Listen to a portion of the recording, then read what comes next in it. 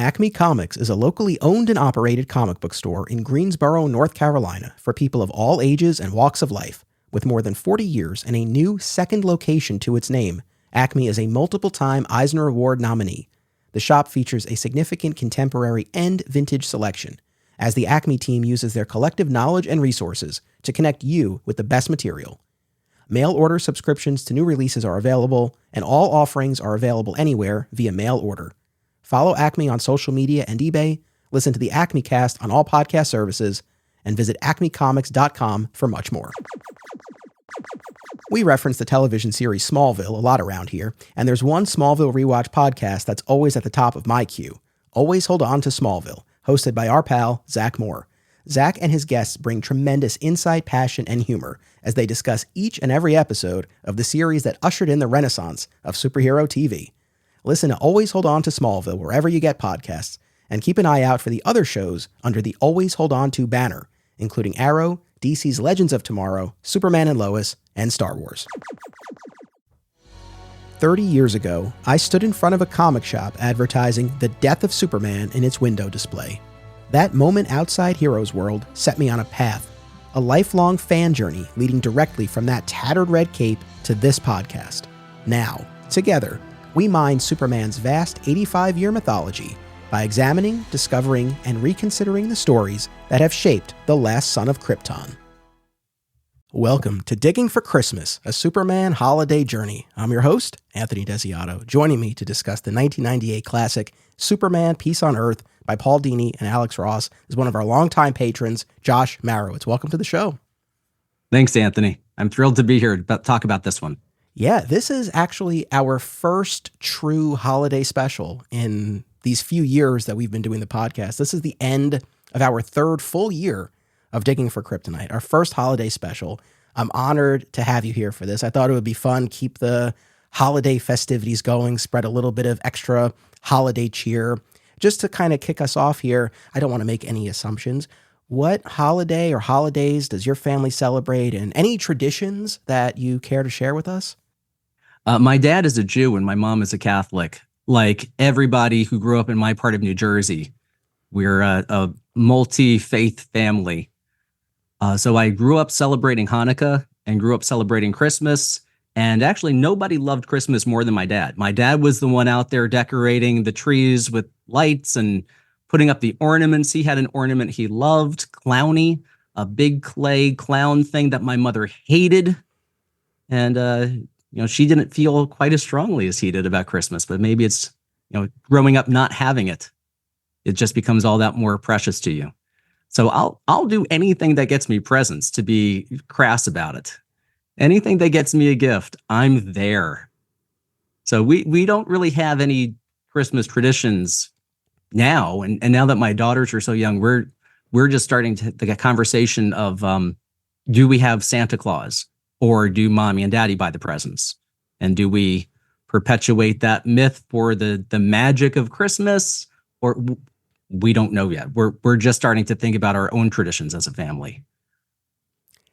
That's an important question, and one that I guess we haven't answered for ourselves yet either. I feel like last year there were a couple of points where we asked our then 3-year-old son, is Santa real or make-believe? And he said make-believe, and we were like, okay. This year I feel like we haven't pushed it, so I don't know exactly what's in his head. But it's interesting to hear your experience, and sounds like you get the best of both worlds. As you're talking about celebrating both holidays, I happen to be a big OC fan. I'm curious if you are as well, and this whole idea of Christmaka. I loved season 1 of the OC. It was one of my favorite shows.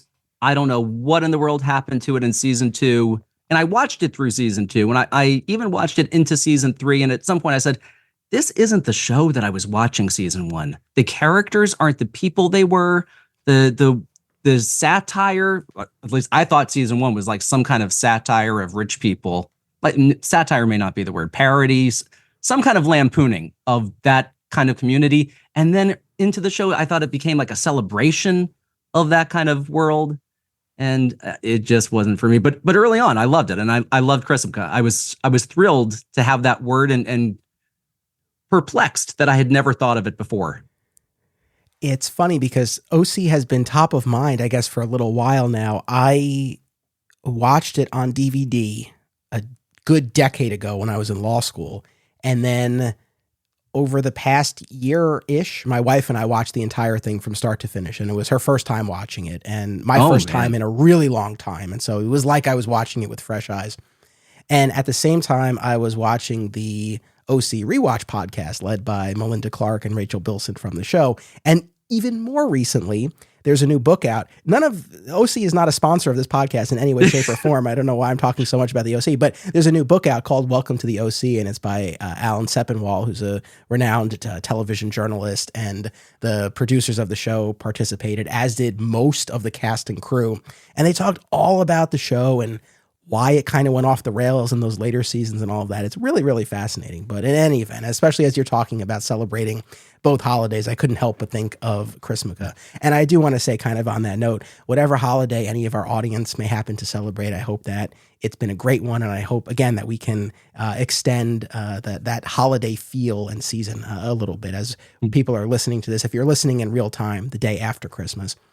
As far as traditions, kind of on my end, I don't know if I could go so far as to call this a tradition because it's only the second year that we've done it. We'll see what the next few years hold. But we have been doing Elf on the Shelf. Oh, okay. Which I've seen parents complain about. I have to tell you, it's become a really fun part of my nightly routine. So I get the question a lot from guests and audience members of, how do you do so much podcasting? And there are various answers, but the most practical one is I'm up really late. I'm up later than I really should be. But in any event, I'm the last one up. And so I shut everything down and all of that. And so that's kind of become part of my nightly routine is finding a new spot for that elf. And it has not been a chore for me. I love it because I know in the morning he's going to come down and look for it. And so I try to find fun or funny places for it. So I'm all in on Elf on the Shelf. So that's been one of the routines. But the biggest tradition that I've had for as long as I can remember, and really the sole holiday tradition, I would say, is watching It's a Wonderful Life every year. In black and white? Yes. One year I watched it in color just out of curiosity. I watched the colorized out of version. curiosity. And that was the only year I watched it colorized. No, it's a black and white movie. It's one of those things. I'm glad I watched it like that because it exists and I've watched it however many times at this point, dozens. So the idea that I would experience it a different way at least once, I stand by. One year I actually got to see it on the big screen. Our local Alamo Draft House showed it, and that was really special to actually see it with an audience, which was a totally different experience. Did the audience like it as much as you did? I think so. It was a fun time, but I've been watching that, and typically my father and I watch it together. That's gotten waylaid a bit over the past few years between baby and COVID, and now he's recently moved, so that hasn't necessarily been the heart of it. But it's something, again, I've watched as far back as I can remember. I love it to death. It's one of my all-time favorite movies. And to pull back the curtain, you and I are recording this before Christmas. So I haven't actually performed my annual viewing of it yet, but I will. And this will be the first year in 4K. I bought the 4K disc of it. I've owned it in every format that they've put it out on, and I feel like I will always continue. Whatever they put it out on, I'll get, because if there's one movie, even beyond all of the superhero, Superman pieces of media, that's the one that I feel I would always have, no matter what they put it out on. Well, I guess I hadn't thought of watching Home Alone as my tradition.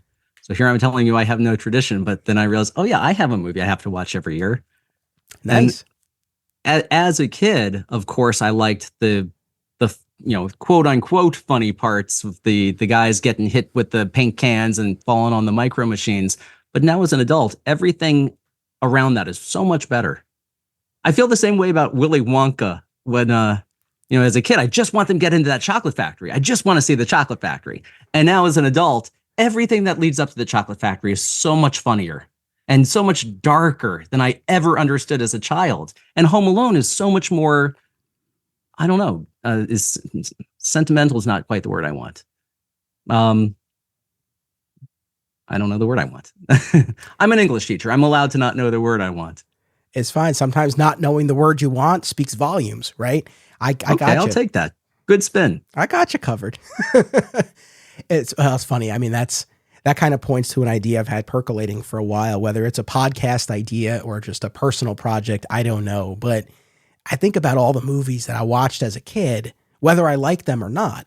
But to view them through adult eyes would be a completely different lens. And so that's something that I've been kicking around for a while. And especially, I feel like that's something that might kick into high gear as my son gets older. And maybe that's something that we do together. I don't know, but I've definitely been thinking about that, because you think about all the stuff you watch as a kid and you have one take on it and you're taking it in a certain way.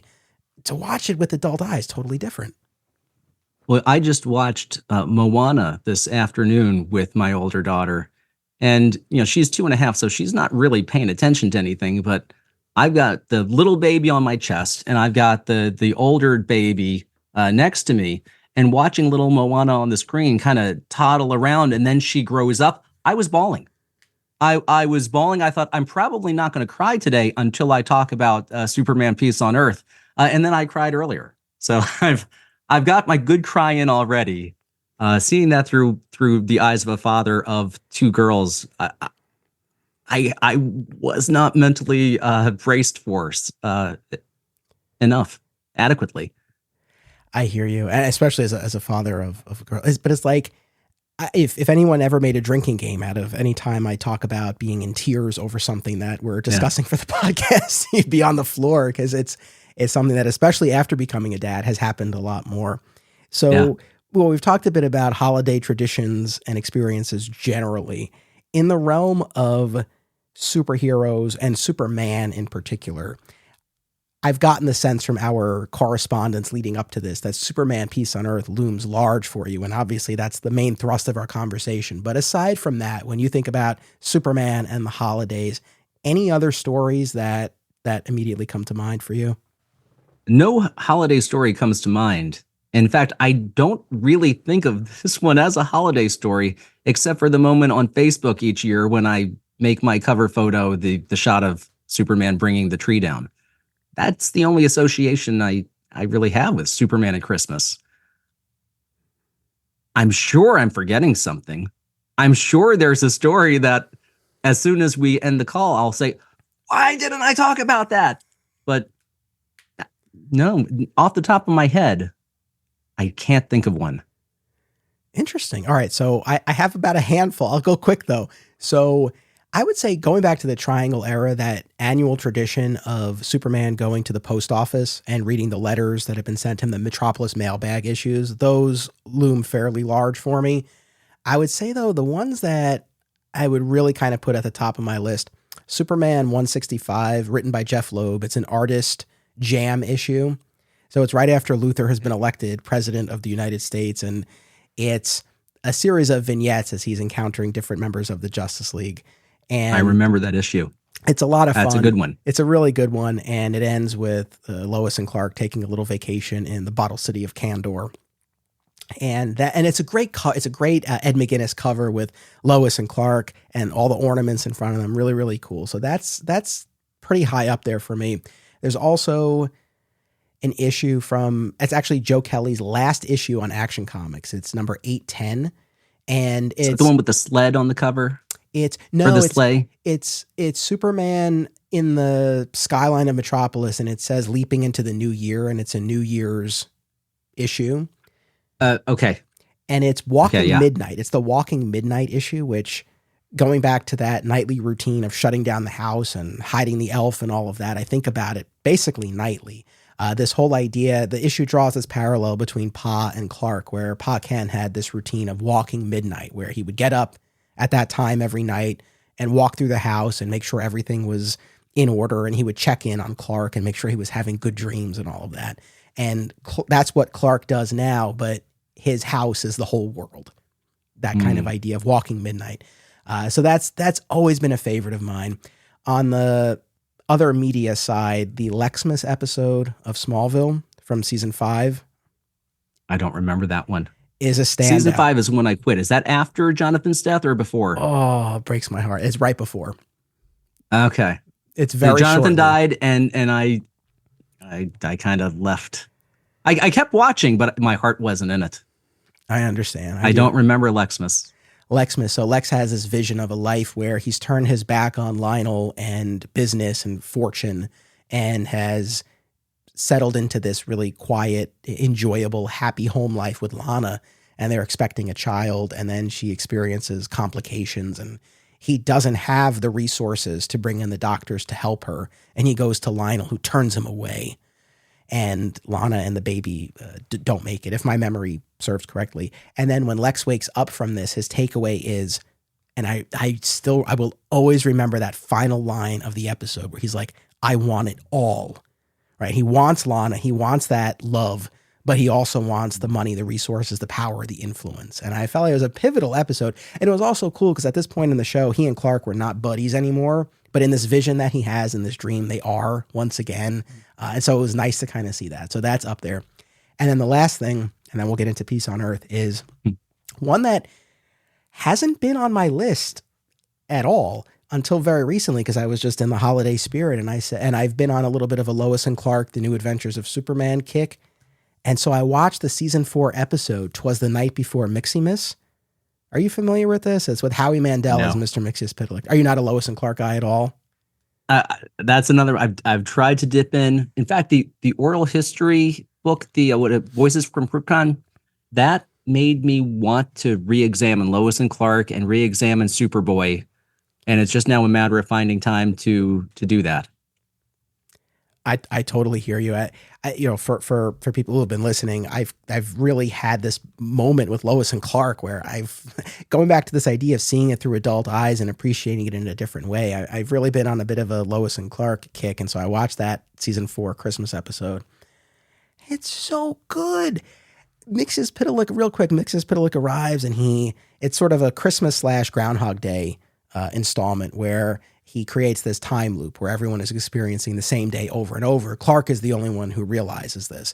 And Mixie's whole agenda is if you take away tomorrow, you take away hope. And without hope, Superman has no power. And so every time the day restarts, it's worse. It's a worse version of the same day. And people succumb to more and more despair as the day moves forward. And what's so cool about it is at its heart, it's about Superman having to instill hope in the people around him. That's what the episode is ultimately about. And it's going back to this idea of tearing up. I was tearing up watching this. It was really heartfelt. I got so much out of it. And I'm watching it. I'm like, this, again, I watched it as a kid. I hadn't watched it in so long, but I was like, man, they did a better job with Mxyzptlk than Smallville did back in season 4.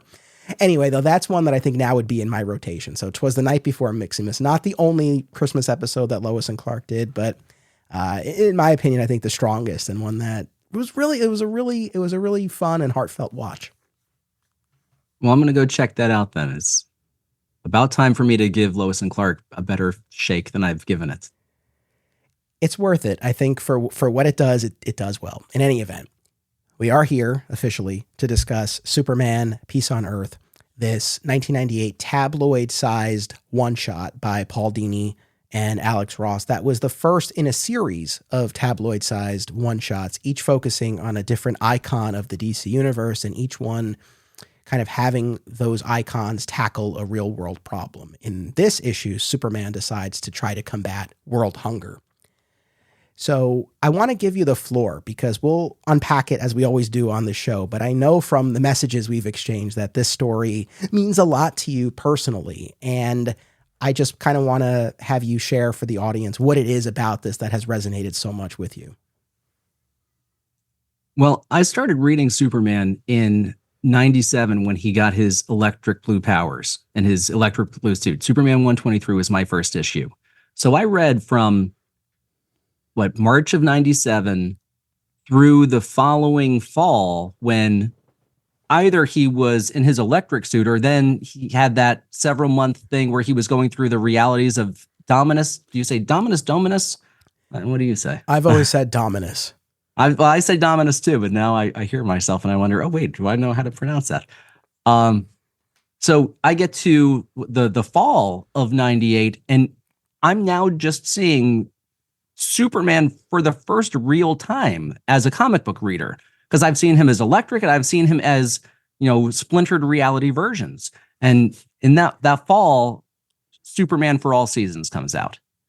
And then I think that same month, DC 1 Million starts, and that DC 1 Million number 4 that just blows my mind apart with how Superman is so super.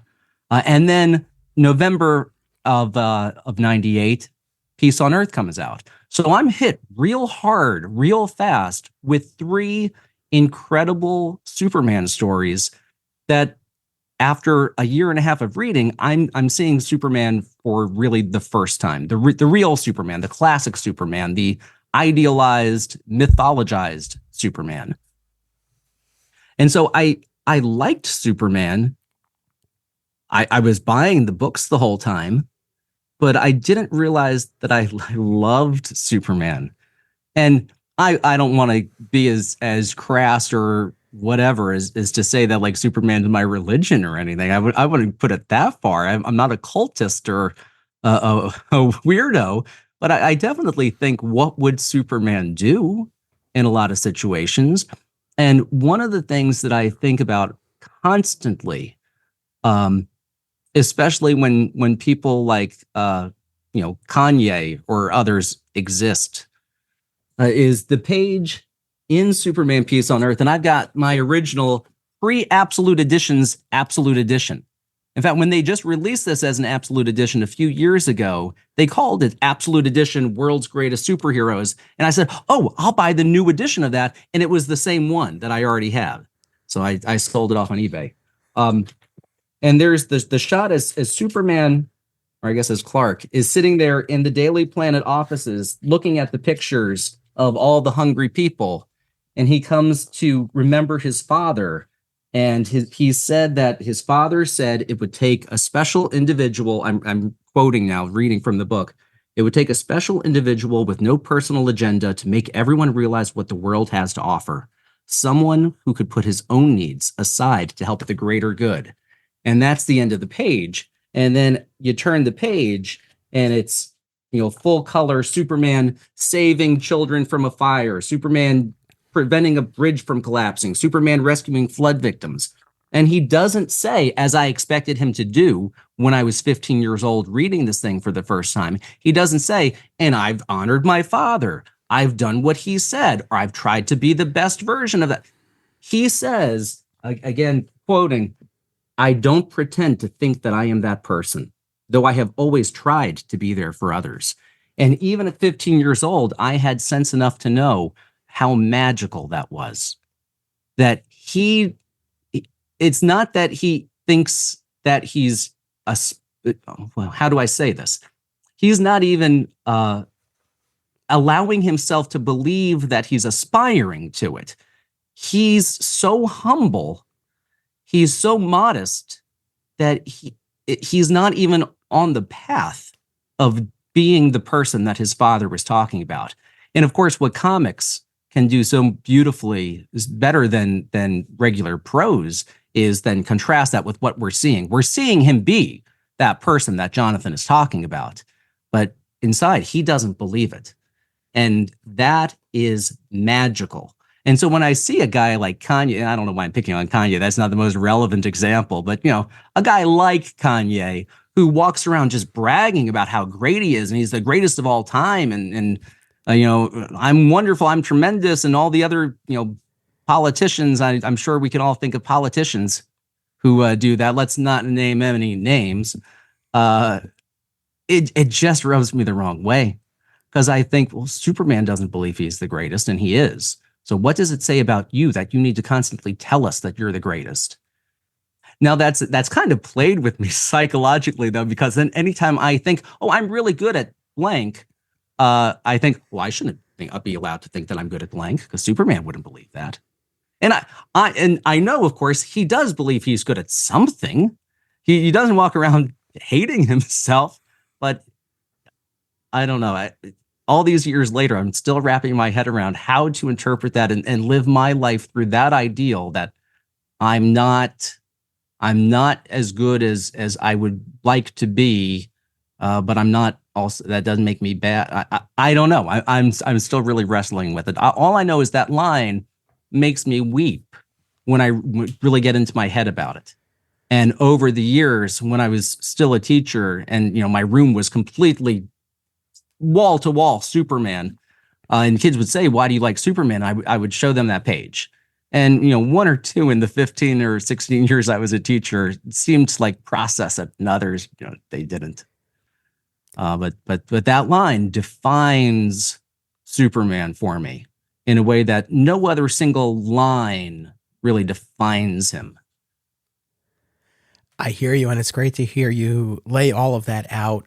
And you mentioned Kanye as an example. I guess another kind of current real world example that comes to my mind, and that was top of mind as I was reading this, was Elon Musk, because very recently John Oliver did a whole episode about Elon Musk, and there's a clip that he plays there. Did you watch it as well? I didn't, because I get behind on that show and then I have to watch like a season's worth of it. And I love it. I don't know why I don't keep up with it, but I let it pile up. It's funny because we have Max. That's how I'm watching any of the DC stuff that we're talking about on the show. Yet I always find myself watching Last Week Tonight on my phone on YouTube. But it's like I open up YouTube and it's there, and I say okay, and then I sit there for a half hour. Anyway, but he did a whole Musk piece. is a great example. Yeah, he had a whole piece on Elon Musk, and one of the clips that he played, if I'm not mistaken, was from Musk's biographer, and he said something along the lines of, Elon Musk wants to save the world, but only if he's the one to save it. And I kind of had that swirling in my head as I was rereading this, but that line is so resonant because I think it captures kind of the 1-2 punch of who Superman is. It is a combination of selflessness and humility, and exactly what's captured in that line there of, I don't pretend to be that person. And you're right. It smacks you in the face, because had you turned the page and Clark had said, like you said, I try to be that, I don't think we would have batted an eye at it. It would have felt natural. But to have him say, I don't pretend to be that person, it just washes over you. And it really does convey everything that this character is. We've talked about this before, this whole idea that Superman does what he does in part or in full because he believes that's what other people would do if they were able to, right? And the specific example that I always come back to is a story set during For All Seasons, going back to that story that you were just mentioning. It's actually from Tim Sale's issue of Solo that he did. He and Jeff Loeb collaborated on this prom night story. And thankfully it's collected in the current Superman For All Seasons collected edition. It fits in perfectly. And Martha is narrating that issue, and she articulates that exact idea. Because in the story, Clark stops on his prom night. He helps this woman whose car is stuck in the mud in this storm, and she's totally ungrateful and speeds off and splatters him with mud. But as we're seeing this, Martha's talking about how Clark stopped to help her because he assumes that's what anyone else would do. And in a very recent issue of Philip Kennedy Johnson's Action Comics, this idea came up again, where he helps Metallo try to rescue his sister, despite everything Metallo has done in the past and in that very story. And Superman says to him, like, anyone would do that, right? And even later in that story, one of the other characters calls him out on that. And they're like, not everybody would do that. But that idea is, I think, just so central to who the character is. And I agree with you totally. That juxtaposition of him saying, I'm not that person, versus all of the imagery of him being that person, saving people from fires and floods and train derailments and airplane crashes. It's just stunning and evocative. And it just captures the heart of this character. Definitely. You got me distracted now thinking about that Metallo issue.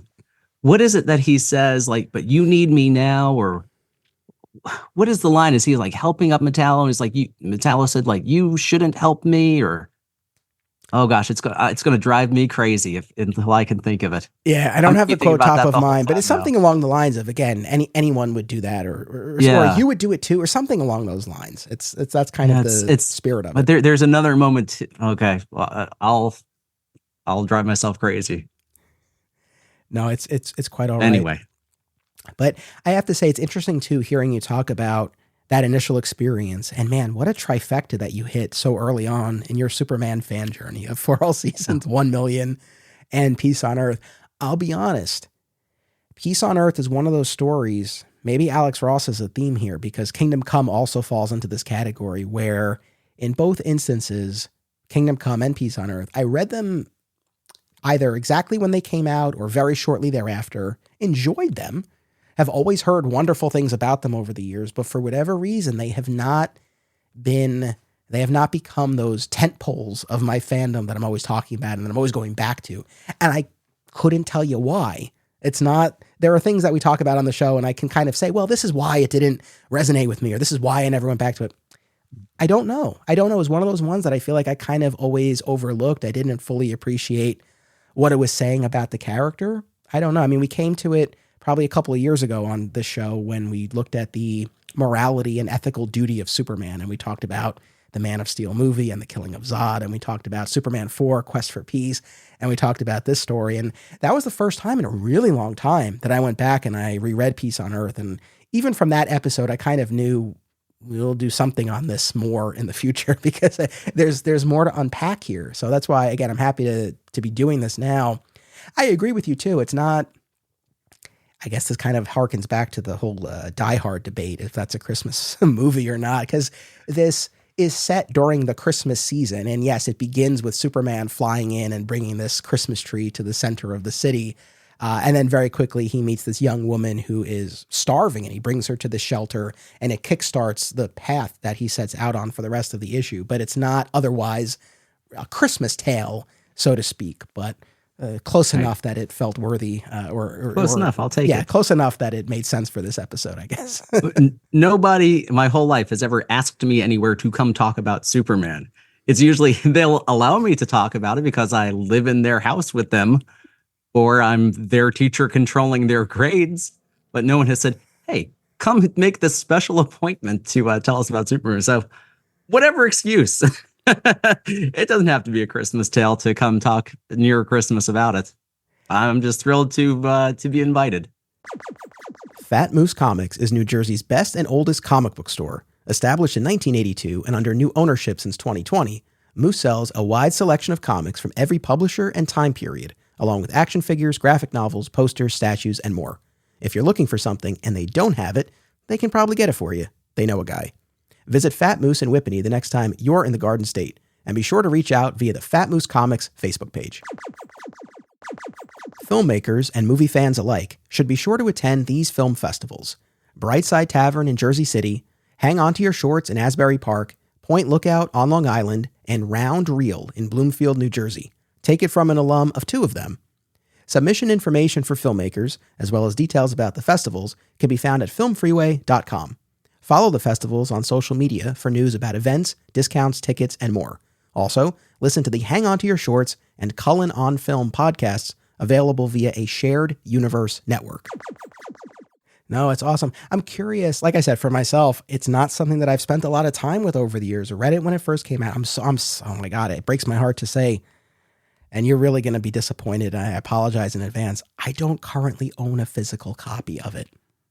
Oh, that's okay. I can forgive you. Superman would. That's true.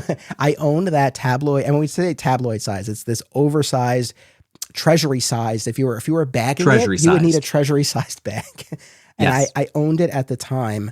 I think one of the reasons I parted with it, A, not fully appreciating it the way I should have, and B, and this is kind of a silly reason, but how do you store it?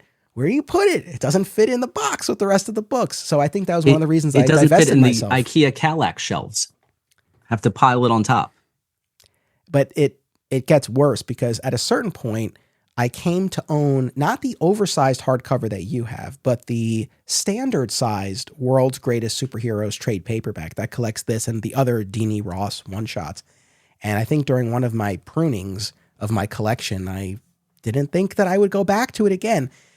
The number of times where I'm like, I want to go back in time and say, what are you doing? One day you're going to do this podcast. You're going to do hundreds of episodes and you're going to want to talk about all this stuff. Hang on to it. It drives me crazy. But anyway, so I don't currently own a physical copy. I read it on my iPad and it looked great and all of that. I might go on eBay and try to track down a physical copy. But is this something that you read every year, every other? Like, how often do you go back to this story? Well, I don't know. I mean, here it is. Here I am telling you it's one of my favorite things and it's defined the character for me. I don't know the last time I read it all the way through. I know that I read that page a lot. And whenever I get into a touchy-feely mood about Superman, like that's the thing I go to. Whenever I have a chance to bring it up in conversation about Superman, that's the page I go to. So really, those 2 pages, maybe 3 pages, those I think about a lot. Those I read a lot. And the rest, it's been a while. And that's why I was kind of surprised by the rest of it. So kind of on that note, yeah, how did it? I'm very curious, and you gave me a little bit of a hint off mic, but we didn't fully get into it. It was one of those classic save it for the show moments. Yeah. So what was the reaction going back to it, all this, and to read it in full after all this time? To read it in full, I just had a hard time picturing Tim Daly reading it. And now that might be a me problem, because when I came into being the full-fledged Superman fan I was, and actually, if we're to tell the long story, I was a Superman fan my whole life, but just kind of, in the background. I remember watching him on Nick at Night. I remember watching the Ruby Spears cartoon when it was on. I knew that Superboy was a show on TV, but I didn't watch it. Like, I was that kind of Superman fan, but when I finally became a full-fledged Superman fan, Superman the Animated Series was how I heard what Superman sounded like, and how what I heard everybody sound like was then the voice that lived in my head when I read them in the comics. So I could not picture Tim Daly saying it. But knowing how Alex Ross thinks about all these characters, maybe it's not the post-crisis animated series Superman. It's probably the Silver Age Superman that he loves drawing so much. I mean, even the way he draws him, he looks old.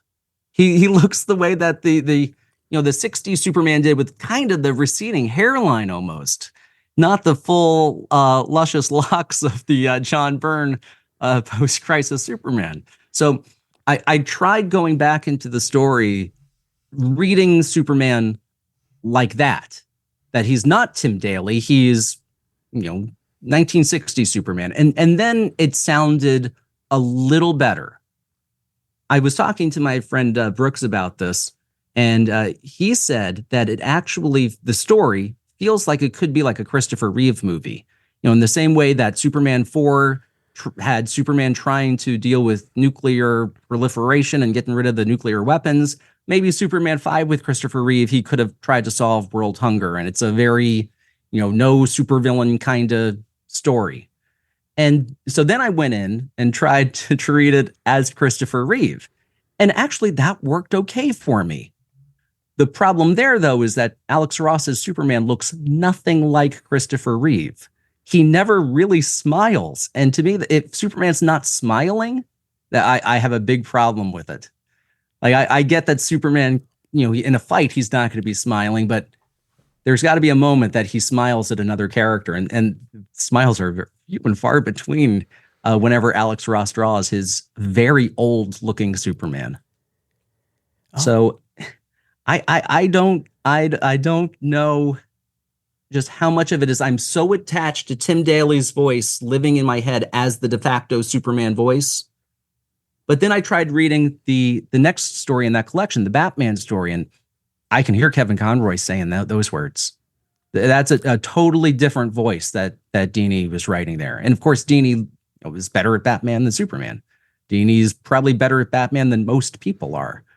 I read the Captain Marvel story, and that sounds pretty much like a young boy. But I mean, especially his Krystmas narration does not sound like the kid who grew up on the farm in Smallville. It sounds like a guy trying to write a Charles Dickens novel.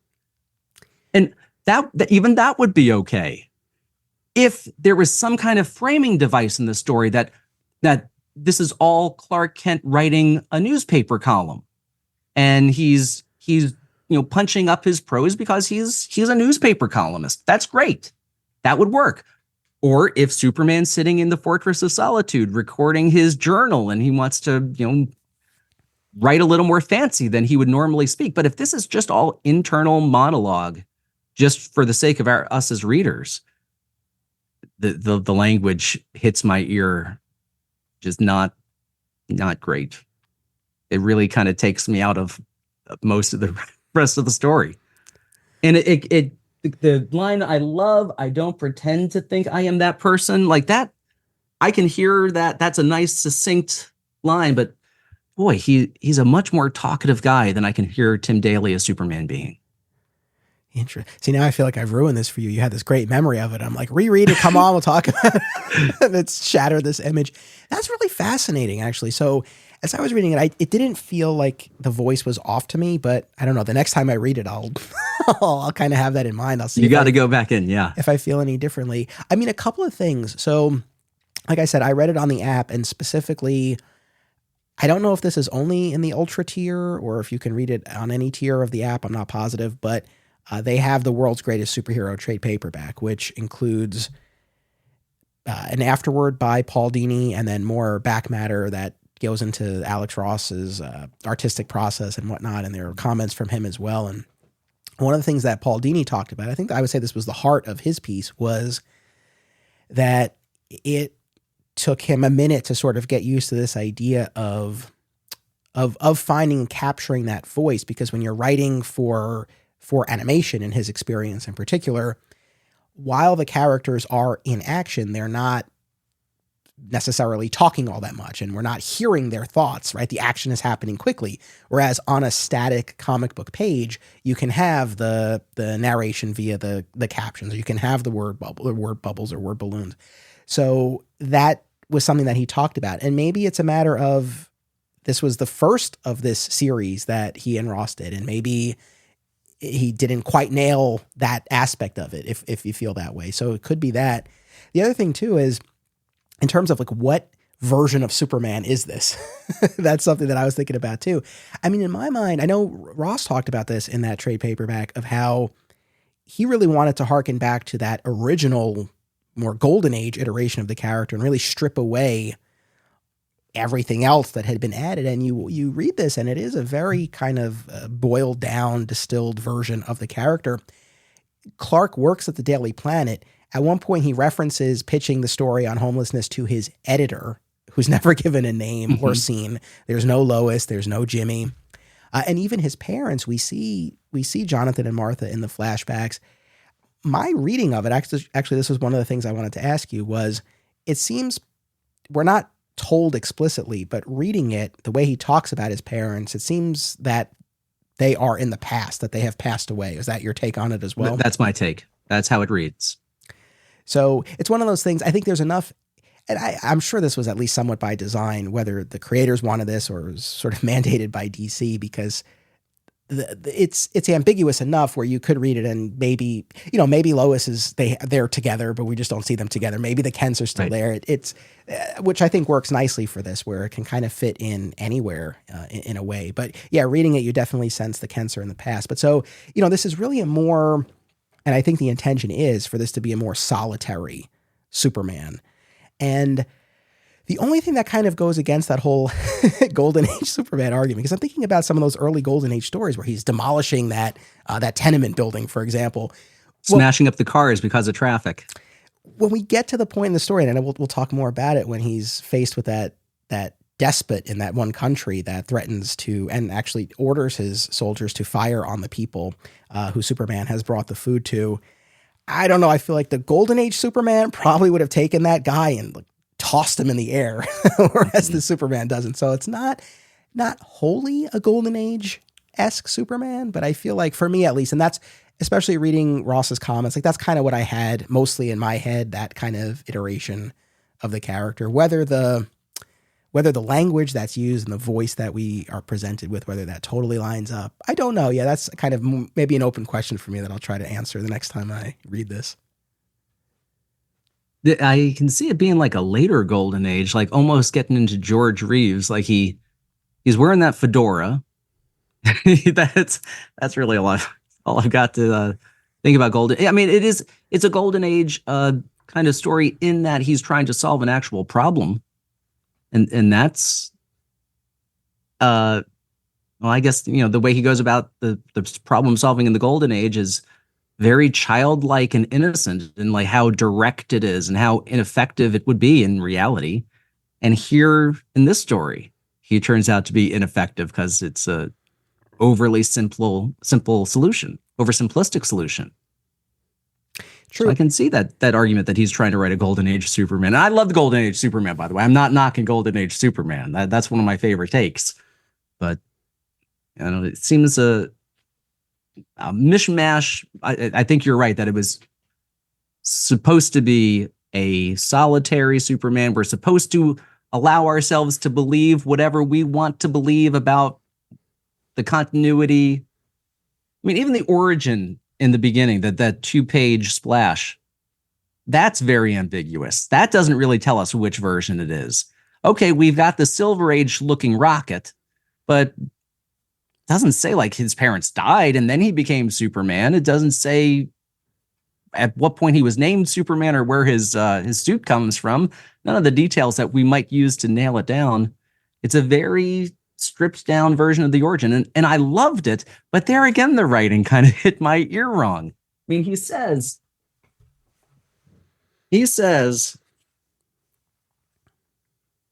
on the third, where is it? I'm looking right at it. Oh, right at the bottom when he says, like, I am there as Superman to fight for liberty and justice. I have sworn to protect. I mean, my God, you're doing the stripped down Superman and you say liberty and justice. We want you after this beautiful 2-page origin, this beautiful paintings to say truth and justice. We want that. And we should have it. But he gives us liberty and justice. And I mean, every panel of that goes, why aren't you giving us what we want? He says, I could defy gravity. Can you not tell us you could leap taller than tall buildings in a single bound? He says he could, my strength was tremendous. My body was invulnerable. I could run faster than anything created by man. Give us the lines. It sounds snappier. It sounds more like what he would say as a kid who grew up on a Kansas farm.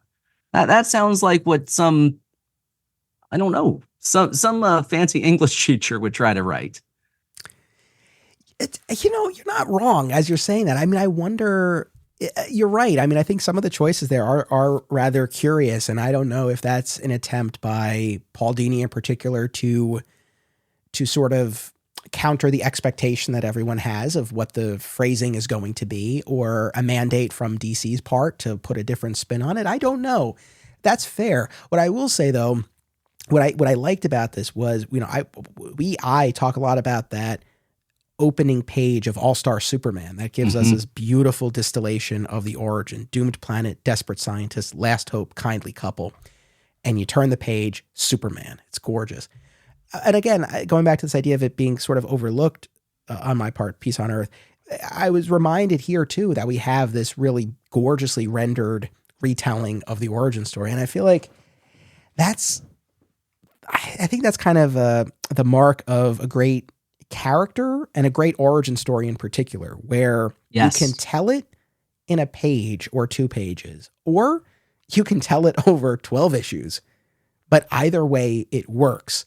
And there's something really beautiful about that. So as much as All-Star Superman, that opening page is always in my mind and in my heart, I think this will be there as well. I love that opening. And again, one of those things that I had sort of forgotten about over time. So I was happy to look at that. And I know each of the specials does that. And then I know there was an additional special that did origins for the rest of the Justice League characters who were then featured in and it's called Liberty and Justice, right? The Justice League one? The big one is. And then the one you're talking about right now is called Secret Origins. Gotcha.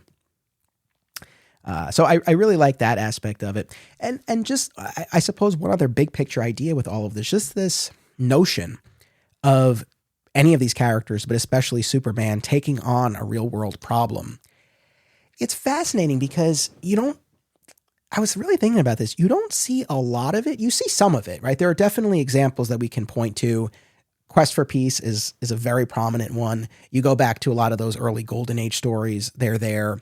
Even during the Triangle era comics, because we've come upon a number of these recently. There's, just off the top of my head, there's a 2-parter in the Louise Simonson, John Bogdanove Man of Steel series where Clark lives next door to a family where domestic violence is an issue, where there's an abusive husband or boyfriend. So we do see instances where this comes up, but especially along the lines of such a widespread problem like nuclear weapons or like world hunger, you don't see that a ton. And I feel like it's twofold, right? On the one hand, from the publishing perspective, I guess this kind of cuts both ways, because you want a level of fantasy and spectacle in terms of the threats you're putting the character against, right? Because I think that's somewhat of an expectation that the audience has going into it. But then, like I said, it cuts both ways, because I feel like on the other side of that, you want the world in which these fantastical threats are presented to feel as real as possible. Generally speaking, of course, there are always exceptions. And if the DC universe is a world in which hunger has been conquered or there are no nuclear weapons, that kind of shatters that. So I think from a publishing perspective, you always have that aim, but that's not necessarily an answer narratively for why these characters don't take on these problems. And we talked a while back, I think at the beginning of 2023, about the Tom Taylor Son of Kal-El series, focusing on John Kent, which I loved. It was really enjoyable. There's an exchange between the two of them really early on. I think it's in the first or second issue, where John asks his father, why, point blank, why don't you do more? Why don't you involve yourselves in these sort of issues? And I talked about this. I didn't really love Clark's answer in that moment, where Clark's response was, I wasn't born here. It's not my place, essentially. Yeah. And the thing is, I get it. For purposes of that series and that story, you want to set up that contrast between the two of them, where John is born here. And that whole series was about John being more active, and he's this protester, and he's getting involved, and he's inserting himself into geopolitical affairs and all of that. So I get why you kind of wanted to draw that line between them. But the whole time, as I'm reading that scene between them, I'm saying to myself, Clark, you have a much better answer that you can give your son. Son, there was this one time I tried to fight world hunger and it blew up in my face, right? People doubted me. They questioned me. They turned me away. They poisoned the grain that I was bringing to them. This is why I don't. And I know that that's not what that story was built around. I totally get that. But that's what I had in my head as I was reading it, because I feel like, and I really do feel this is a great story for anyone who's ever like, why doesn't Superman do this or that? Hand them this, because I think it's kind of a really good encapsulation of why not. Do you agree? That all makes sense. And I love that Tom Taylor series. I was sorry that he's not still writing that character in some ongoing.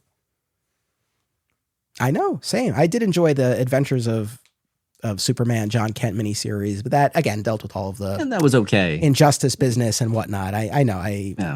I'm with you. But again, just at the outset, just the idea that this is going to be tackled, I think is really fascinating.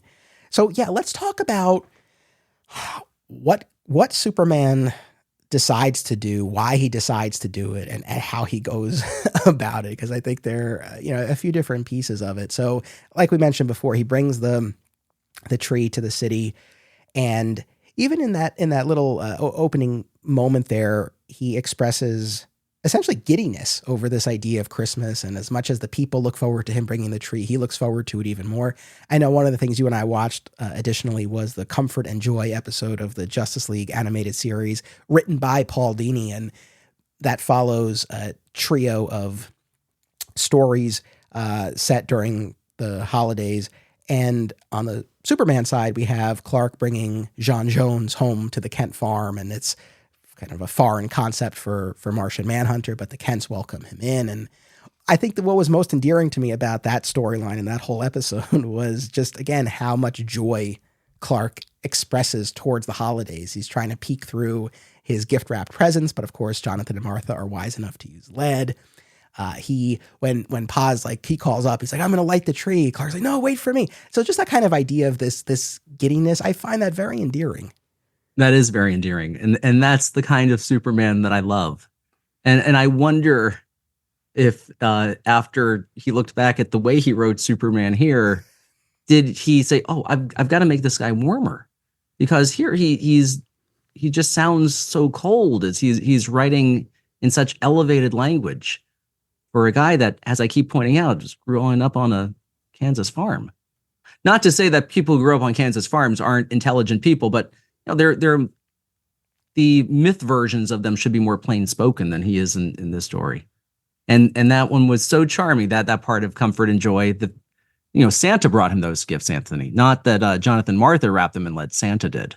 Yes, I know. Very charming. Well, I don't know. You bring up a really good point. I think I have to ponder this more, because especially like this whole idea of, for lack of a better term, but Clark's worldliness, right? In modern eras, we've had this, or modern tellings of the origin story, we've had this sort of globe-trotting adventure that he goes on before he eventually dons the costume, but that hasn't necessarily always been part of the character's history. And even, I've been covering Adventures of Superman over on my other podcast, and you look at the pilot episode of that, which recounts the origin, and there it seems to be a pretty direct line from the farm to Metropolis. You don't necessarily get the sense that he's having this globe-trotting adventure and becoming more worldly or more sophisticated or whatever you want to call it. So I think there might be something to that, especially when you talk about this idea of elevated language. I think ultimately the intention is on Peace on Earth for it to be this solitary superhero who's not romantically involved with Lois Lane, who is not socially involved even with his coworkers. He makes a point about really keeping a low profile at the office. He doesn't go to the Christmas party. He's in the stacks in the research area looking up information about homelessness. And again, I think it's pretty clear from the way it's written that the Kents aren't alive in this anymore. So I think that solitary aspect of the character accounts for a fair bit of the voice. But I also see what you're saying. Even beyond that, maybe there are some questions that aren't totally answered there as far as how he comes across. I like that spin. That spin brings me some kind of comfort that if we're looking at this particular Superman, the way that Alex Ross sees him, probably primarily, and the way that Paul Dini wrote him for that version, okay. But if he was painted like Chris Reeve and was saying this, I could believe Chris Reeve would say some of what he says here. But I don't want to keep harping on that point. No, because I'd harp on that all night. I'd harp on that for 3 hours. I've been harping on it for, how long ago did you ask me to do this? Like a week, 2 weeks ago? I've been thinking about that for however long you asked me to do it. And I sat down and read it again. I thought, oh God, who is this? But as far as what sort of jumpstarts this whole quest that he goes on here, while he's delivering the tree, everyone's calling out. They all want a photo. They want a soundbite. And he has more important matters and he's flying away. But there's this cry of anguish that really gets his attention. And it's this young woman who is starving. And he picks her up and she faints and she's so light and frail and pale. And he brings her to this shelter. And that really gets the wheels turning. Again, he conducts more research at the Daily Planet. He goes to visit the shelter as Clark Kent, and the doctor who runs it makes a comment about if only Superman could be there for everyone. And this is right around the time of the line that you quoted at the beginning of all of this, where he's thinking back to his time on the farm with Pa and what it would take for someone to really make a difference. And Clark articulates this idea that he's purposely made it a point not to try to set policy. That's not his role per se, but that if he takes a stand against world hunger, if he does something, that example, it's about what you do, it's about action, that example might inspire others. And that sets him on this quest. And the way he goes about it is by, of course, he has to make his pitch first to Congress, and he goes and he speaks before them. But this idea that there is this surplus, all these unharvested crops or crops that are in storage that are going unused, but for the ability to transport them. And so he wants to deliver them where they're needed across the world in one day. This is a few days to gather everything up and package it and whatnot. But then this is a one-day affair to really make a point, to set an example, to inspire others to take action. I guess this is one of my big questions for you. How do you feel just about his plan, the way he goes about this idea that he has? Well, if we're thinking about this as a golden age Superman, yeah, this tracks. This tracks for me. This would be exactly the kind of thing that golden age Superman would have come up with.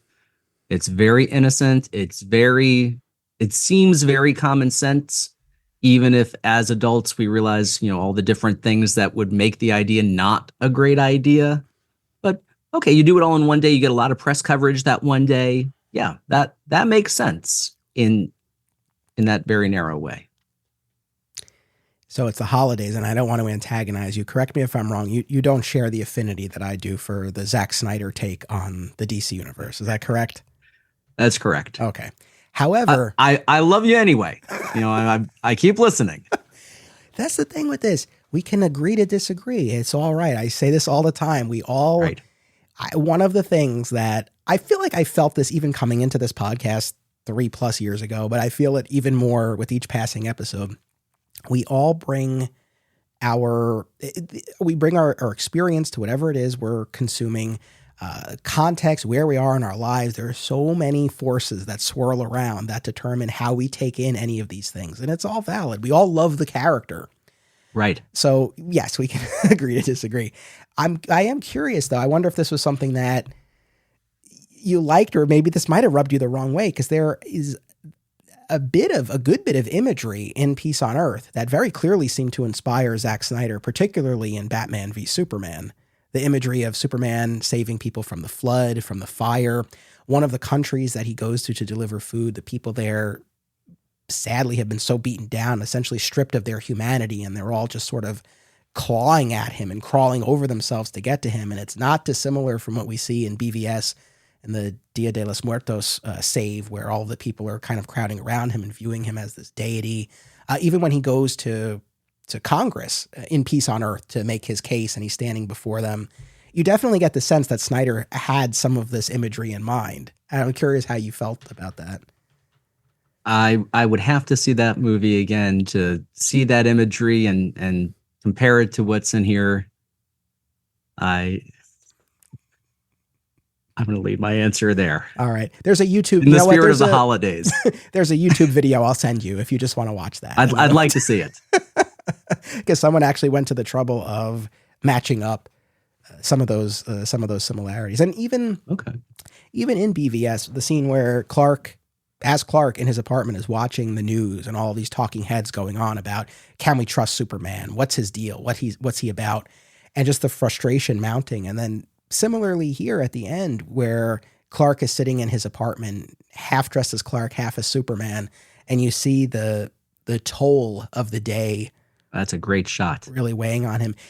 I'll be honest, that definitely, I could see how that might have been a bit of a parallel to BVS, but more so that made me think of the George Reeves Adventures of Superman, specifically the Panic in the Sky episode, considered by virtually all of us to be the best of the series, where Clark loses his memory and he's in his apartment and he's trying to figure out who he is, and he's similarly dressed, half as Clark, half as Superman. It's such a standout scene, and that's what I had in my head as I was watching that. And I'm I know sure Alex Ross had it in his head. Yes, absolutely. Yeah. But in any event, the BVS connection was definitely something that I was curious to get your take on. But I'll send you that YouTube. Again, I'd like to see it. Yeah. So as the story unfolds, we follow Superman over the course of this day as he's making his deliveries of grain, it seems, to these countries across the world. And he is met with a range of reactions.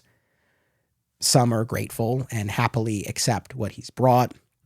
There's one place where the people have, again, suffered to the point where they're really they're too afraid to even come out and accept this food. And there are rats in the street who are feasting that day on what he has brought. There's one of the countries where the people barely even speak. The only words that are said are from that child who asks him, "Are you coming back tomorrow?" Right. And he has to look away because he's not, right. This is one day. One of the places he goes to, he's viewed as this interfering outsider, and they pelt him with rocks.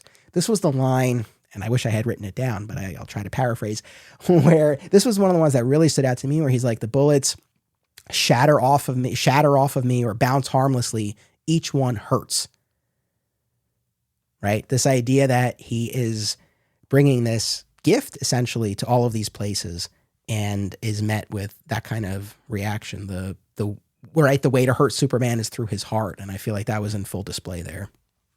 I'm trying to find that line for you, and I cannot find it. Oh, here we go. Their rocks shatter as they hit me or bounce harmlessly aside. Everyone hurts. Yeah, that's a great panel. Yeah. I have to say that, and we were talking a little bit off mic about this, not to get too political here or anything. However, it is worth saying, I'll just speak for myself here, that I think one of the reasons why this story resonates with me so much more now than it did when I was 11 and I read it when it first came out is that we've lived through a lot, and we've lived through a period of time where there's been a global pandemic and there was a vaccination that was developed relatively quickly with relatively high efficacy that a substantial number of people refused to take.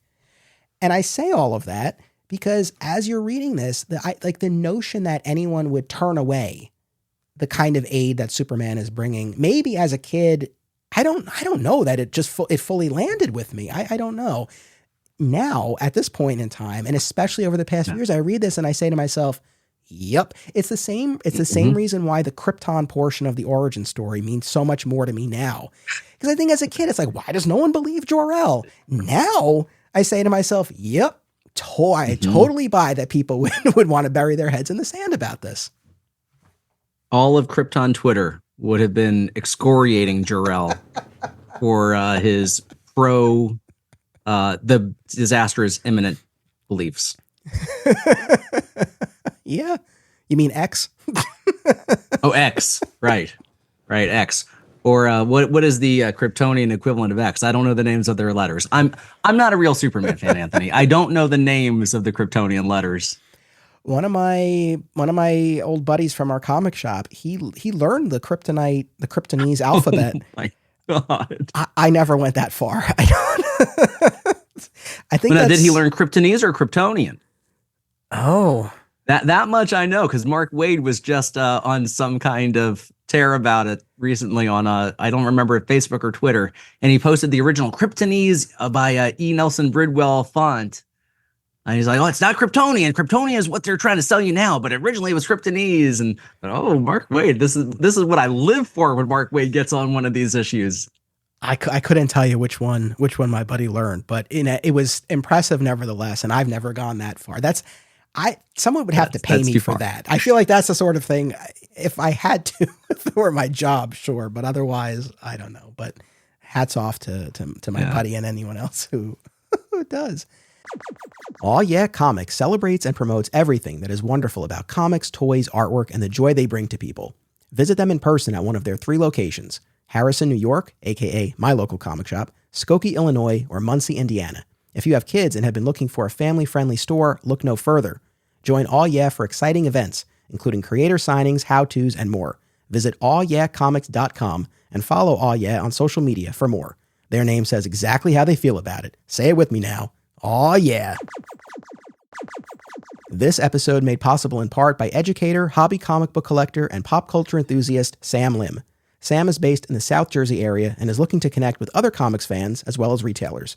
They're also looking for comic shops to explore, so recommendations are welcome. Be sure to follow Sam on Instagram at SZLComics to see their latest comic pickups and shop adventures. I'm a proud backer of the Paragons of Earth crowdfunder. The creative team of Percival Constantine, Thomas DJ, and Eric Johns have plucked forgotten Golden Age superheroes from the public domain, reinvented them as their own sort of Justice League, and put them up against a Lovecraftian apocalypse. Support this project by going to crowdfunder.com, that's crowdfunder without an E, /Paragonscomic, and read a free sample. Also, Perry, who's been a guest on the show, hosts the Superhero Cinephiles podcast about superheroes in media. Be sure to listen wherever you get podcasts. But I would say, so again, that captures some of the range of reactions, but I think they're probably the 2 that stand out the most, the 2 harshest reactions. Do you want to speak about either or both of those? I'm sure you're talking about the one with the general. Yes. And then the one where he's they shoot a rocket at it. Yes. Are those the 2 you're talking about? Sure. Yeah. The general one kind of confuses me because when the general threatens whatever he threatens, and then Superman leaves the food. Part of me kind of thinks that people are going to die there anyway. Like Superman did not distribute the food. The general said, "Don't do it. We're going to distribute the food. Leave us to do it." And Superman, at first is like, "No, I'm going to do it." And they're like, "No, we're going to shoot people if you do it." And then he drops the food and leaves. But there's a part of me that just cannot believe that those people are okay.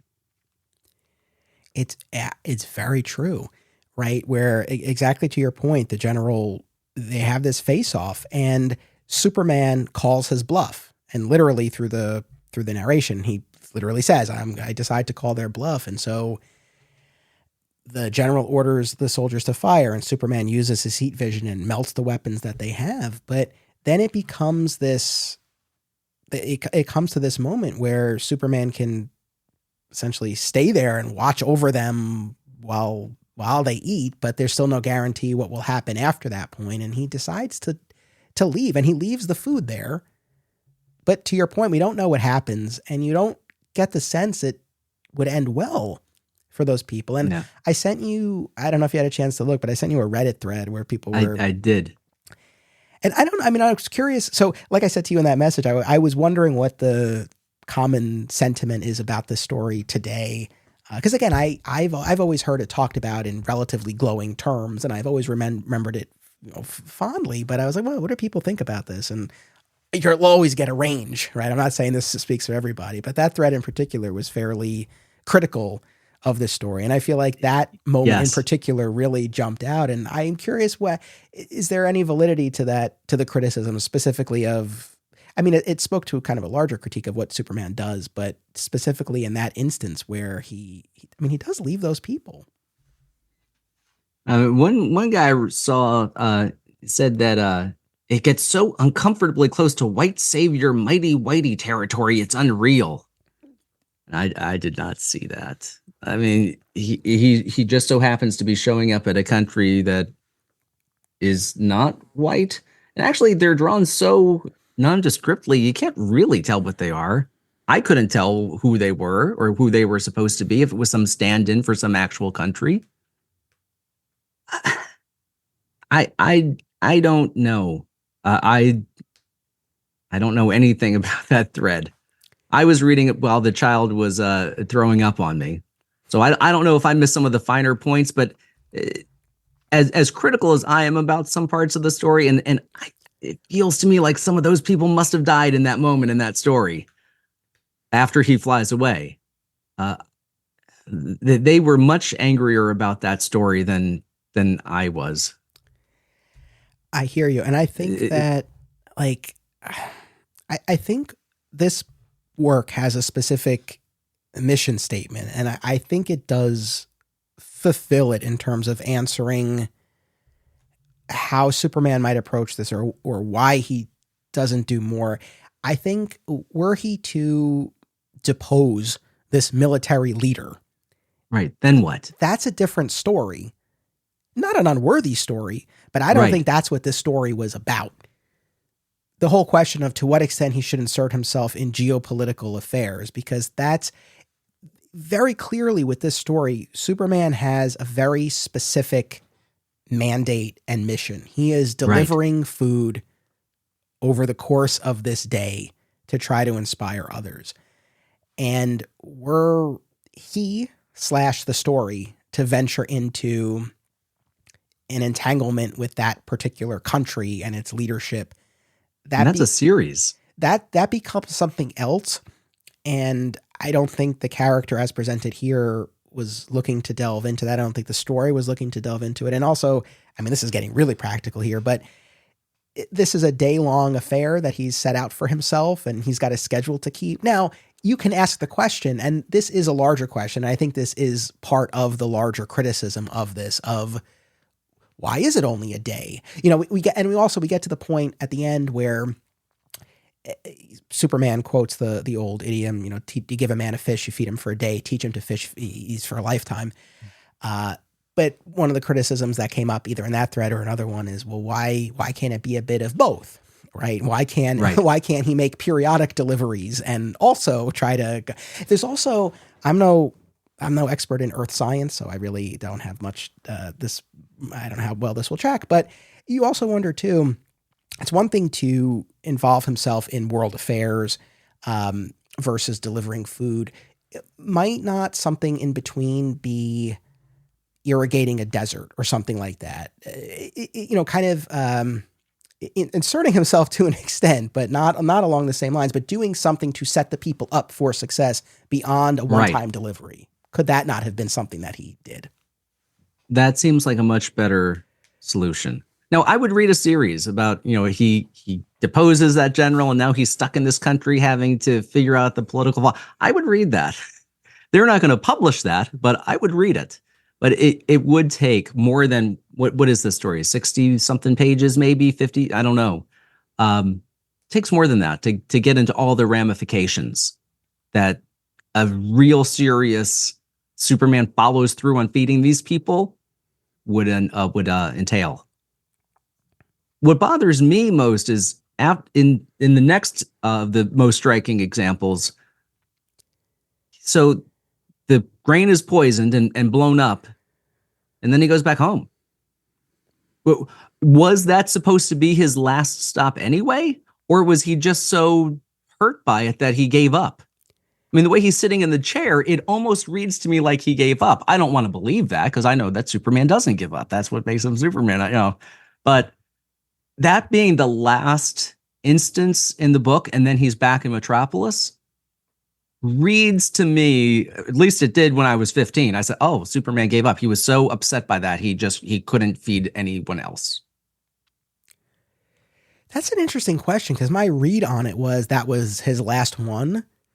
I hope it was his last one because if not, that definitely colors everything differently. And I wouldn't think that he would be so beaten down that he would just stop. I like to think that was his last one of the day and it just ended very poorly. Well, the text says it's late in the day. So, okay, so there's a case for believing that this is the last one, but it doesn't say this is my last stop. And as I'm scanning the page, still doesn't say anything about the last stop. They poisoned the grain, charred and toxic. It runs through my fingers. My mission ends here, incomplete and in failure. So it really reads like he's looking at that poison grain running through his fingers and like, I'm done. They don't want me. I'm going home. I hope a line, just like it's my last stop. I'm so tired. I hope this goes well. And then it doesn't. Okay. Well, yeah. Okay. That's fine. It's his last stop. But I know better about Superman, but there is a part of me that thinks that he got butthurt and went home about it. I choose to believe that was his last stop. But one of the things that I really did appreciate about the story is it made you feel his frustration, especially in that moment where what he's carrying is blasted out of the sky. Not just that it's blasted, but that it's poisoned.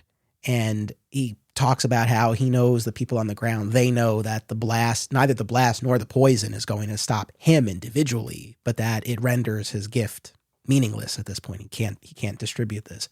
And as he's just kneeling there with the poison grain falling through his hands, you feel his frustration, this idea that he's just trying to do something good, just trying to help, just trying to do this. And he's met with such hostility.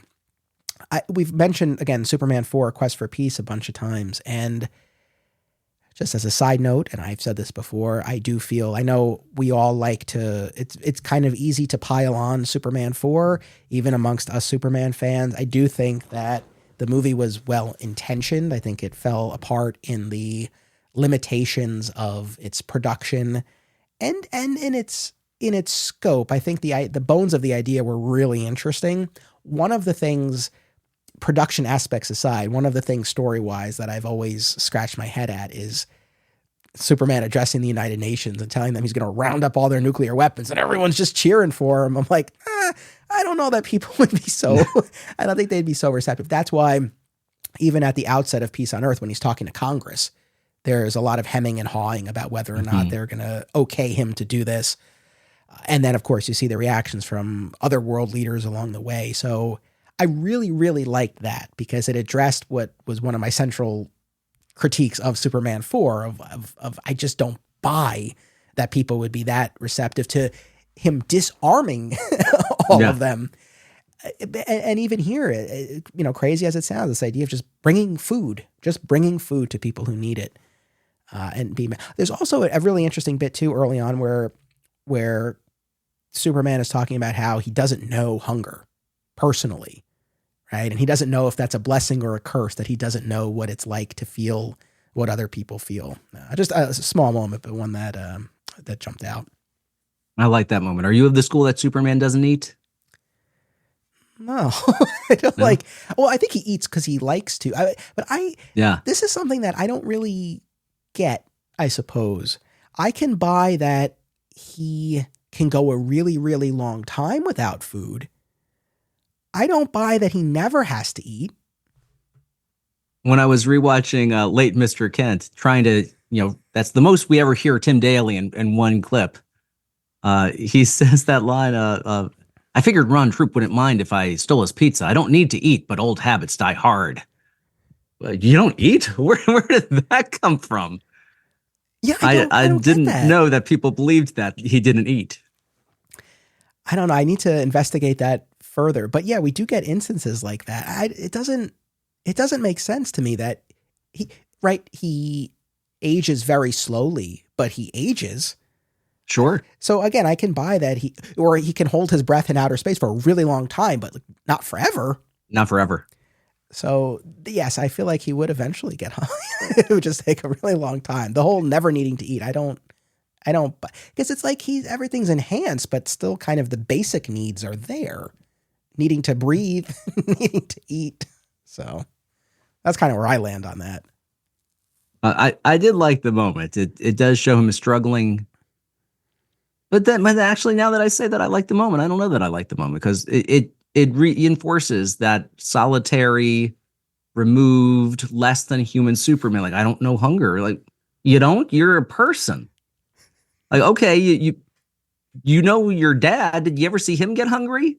Did you ever see your mother get hungry? Like, dead or not, like they were there at some point.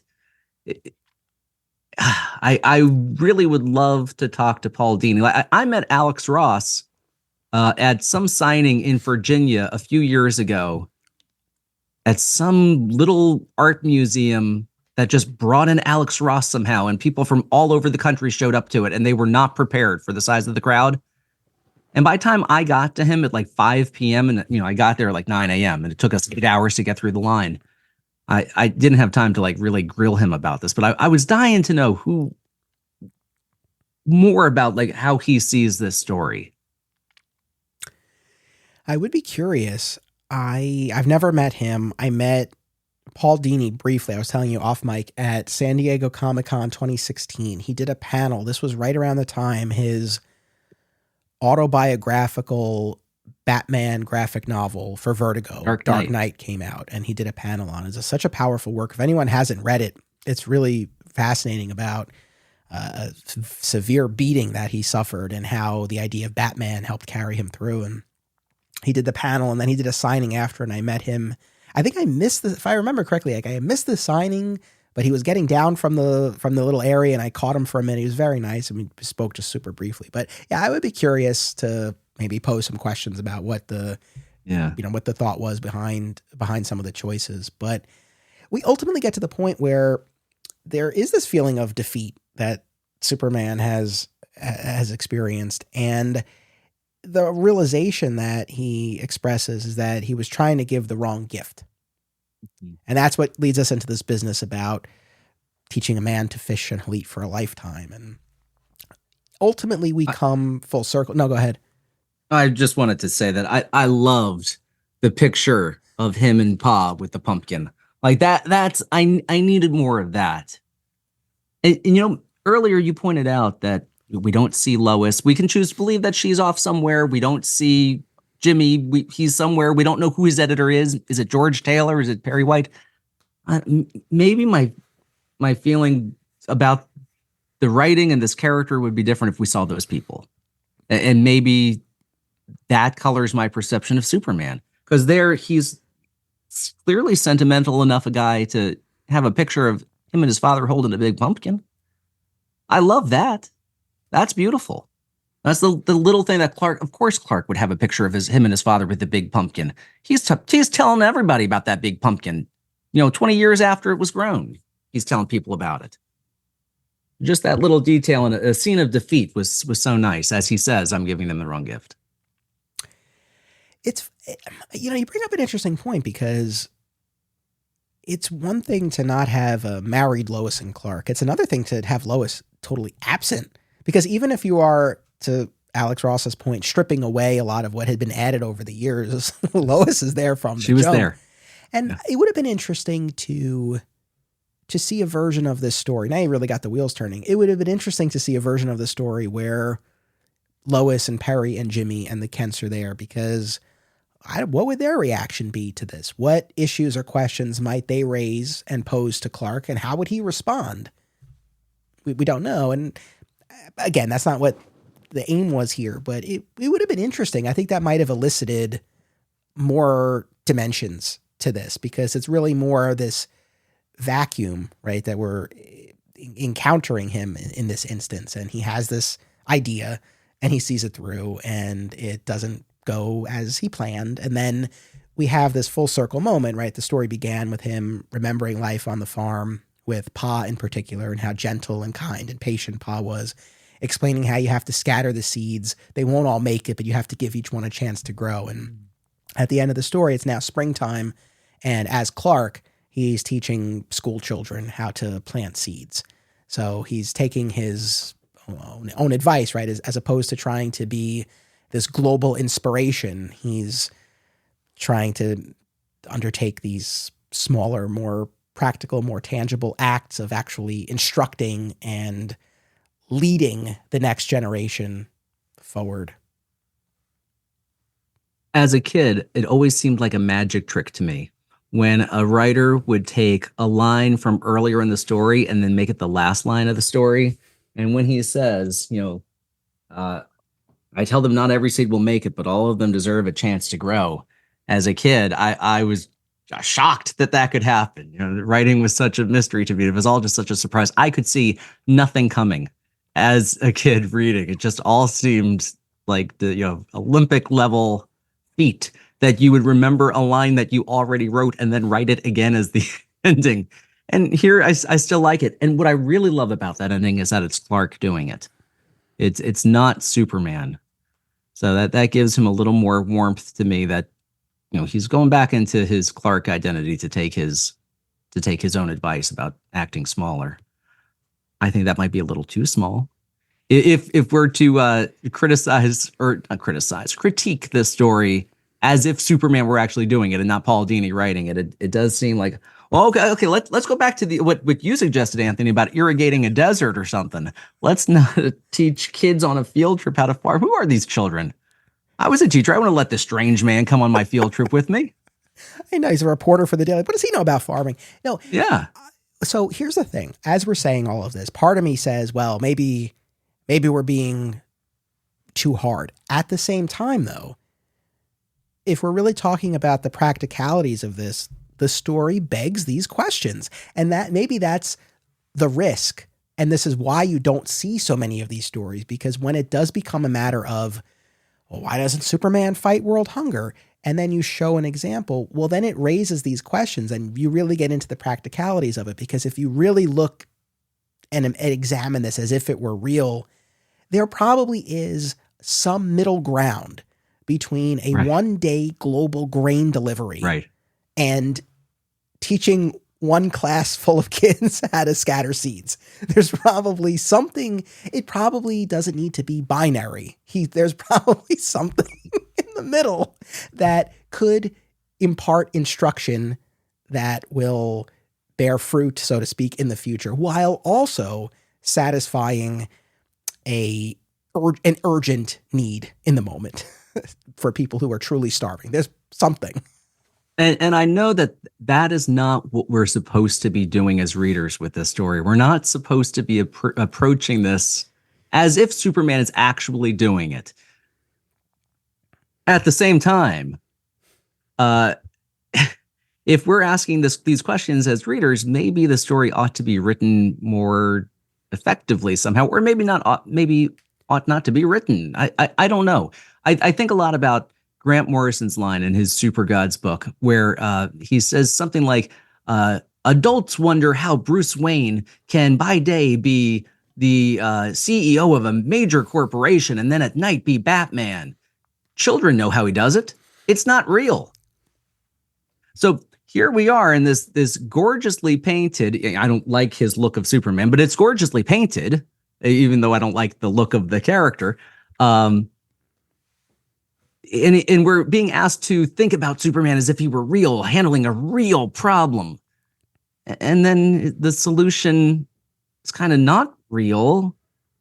And I don't know, I feel like kind of a moron for sitting around criticizing a not real story. I mean, I feel kind of trapped. Here I am baited into being told, take this story so seriously. And then I take it seriously and I think, are these people dying? Well, why does he give up there? And I come off like the moron and not the person who wrote it. Welcome to the world of podcasting. It's like we wrestle with these things. It's interesting. And I do bump into this a lot where I feel we're just overthinking it. But at the same time, it's what we're here for, and we're working with the material and we're asking these questions, and maybe sometimes we're reading too much into things, but I think in a lot of instances we're asking and attempting to answer natural questions presented by the work. And I think that's a fun and healthy and worthwhile part of the process. So it's all right. But I think what you just said, if we're talking about Bottle City of Candor story and we're overthinking it, like, okay, we're overthinking it. It's just supposed to be fun.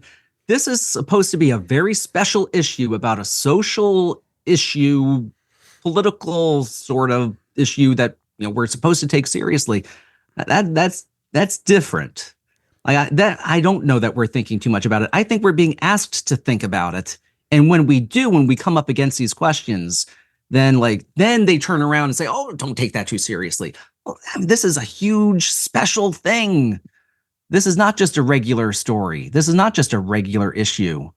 We're being asked to take it seriously, and then it doesn't live up to serious scrutiny. True. By the way, I love this issue. Well, I've got a lot of bad to say, but I love this issue. I love it. I think here's another important piece if we're grading on a curve, right? Speaking to an educator here, where, yes, there were, like I said, other Triangle era stories at a minimum that dealt with some real world issues. But I would say that Superman 4, The Quest for Peace in 87 was probably the last major, and audience, or Josh, if you have any other instances that spring to mind, please let me know. But that was probably the last major instance where you saw one of these huge issues tackled in a Superman story. We're just over a decade later with this Peace on Earth story. Not a tremendous amount of time when we consider the entire scope of Superman mythology. And Quest for Peace, again, great idea, great question that's raised, falls short in many respects in terms of how it's explored.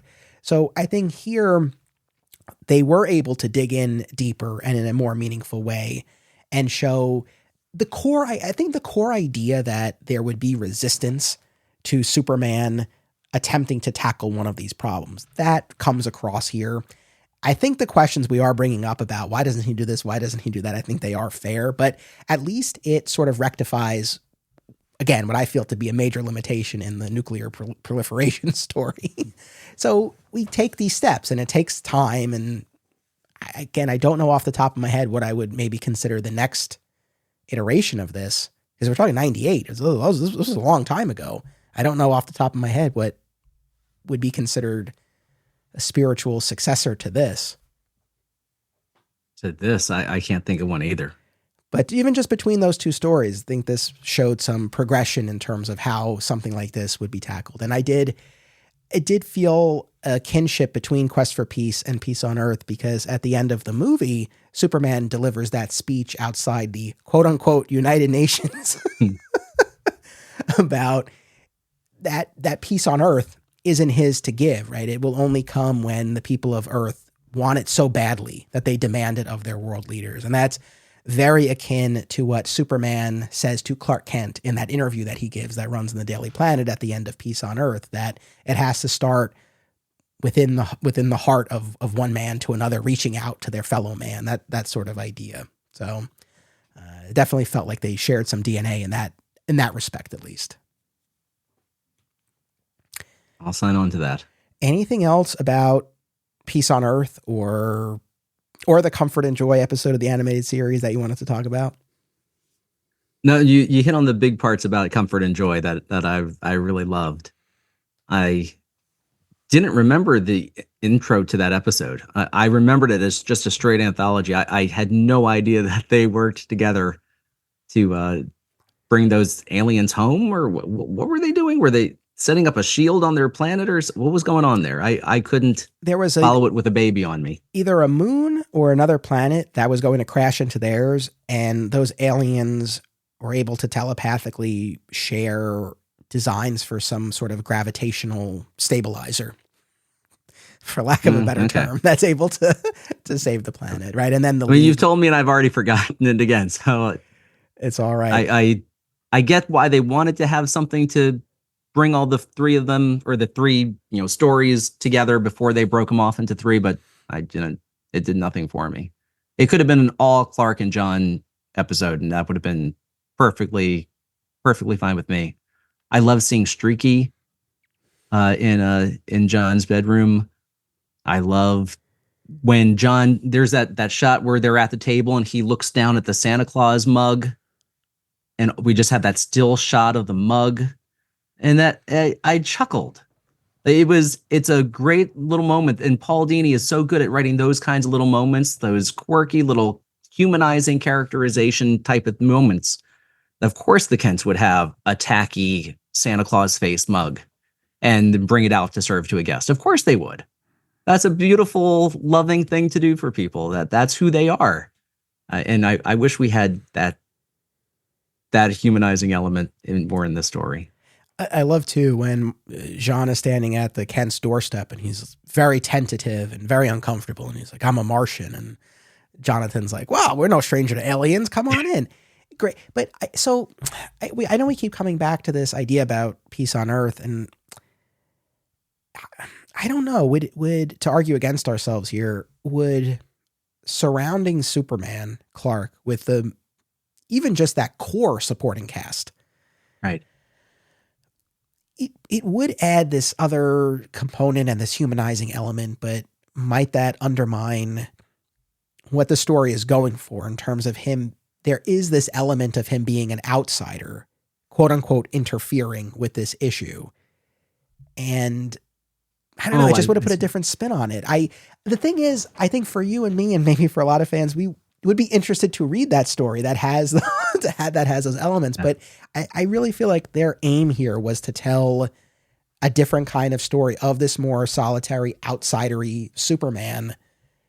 And I think it was a very conscious choice to not have, you know why I say that? The fact that, again, Perry White isn't even named when he says my editor, that you don't even see Lois or Jimmy in the background at that Daily Planet party. This was such a conscious choice. To be honest, I feel like they only even had the Kents there in flashback because you needed that circular ending of him teaching farming, right? I feel like if they didn't want to end on that farm, you wouldn't have even seen the Kents. You didn't need to see the Kents. So I accept your spin. I mean, and spin is the wrong word. Spin, trivia, your interpretation, I should say. I'll take it. It gives me some kind of way to salvage my reading of this. I still love it. I want to be clear. I still love this book, and I'll keep coming back to it. But boy, knowing that I'd have to talk about it with anyone, which I've never had to do. I always went into it talking about it, just the 3 pages that I really love. I really did not see it before that. All the things that we've critiqued it for. But here's the beautiful thing with all of this. Even if maybe now it falls short in certain ways that you weren't contemplating before, those few pages and those lines that you quoted, I'm sure those still mean as much to you now as they did before. And that's enough, right, with this. And so I think that's totally fine. And one thing that I, once again, realize more and more the deeper I get into this is that often it is the things that we have an issue with to some degree or another that are top of mind that we end up spending more time talking about, because there is, I have found, a therapeutic aspect to this whole process.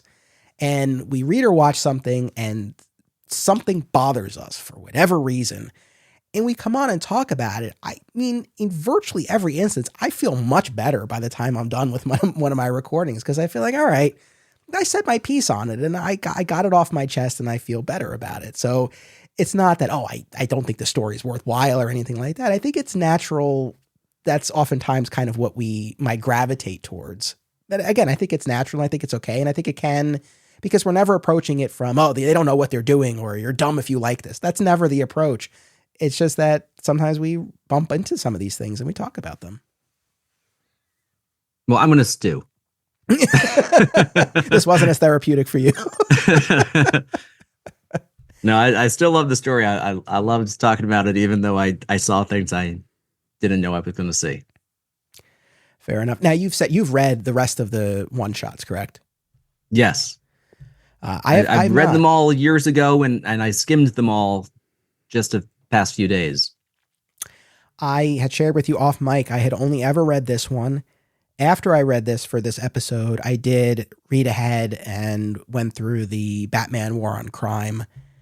I have not read the Captain Marvel, Wonder Woman, or Justice League ones. I at some point I will. Maybe that'll be a Beyond Metropolis episode at some point in the future, because it is kind of a weird gap. It's sort of surprising to me. I've not read them before, but I am intrigued enough at some point to delve into those as well.